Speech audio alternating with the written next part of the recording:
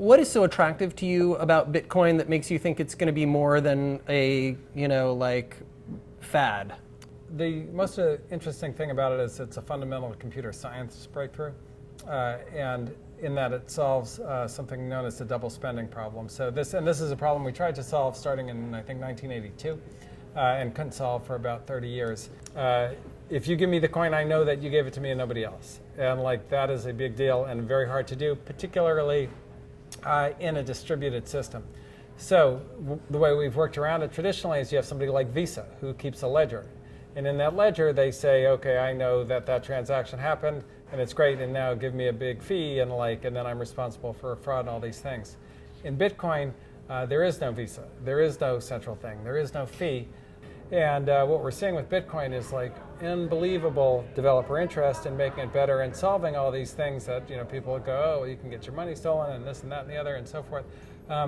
Well, yes, there are things there are certainly limitations and issues and missing functionality, but the core thing, which is it's a network that nobody owns, is there, and we don't see those very often. Like once every 30 years. Yeah, it's a really interesting way you put it. So do you see it beyond being a currency as being just sort of a system for distributing other things? In other words, could you stocks, car keys, sure. Music, things like that? Yeah. The transfer of any piece of digital property from one person to another, and including complex multi-party transactions and all these kinds of things. It's a network that can facilitate that, and it's at least from a computer science standpoint a great basis for it. When you start talking about like fake money you created out of the air, economists are like, what the hell?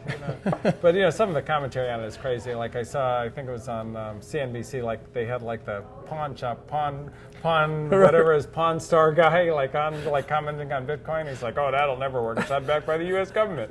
And I'm like, it's kind of computer science thing, I don't know if you're qualified to comment on it at this juncture, but whatever.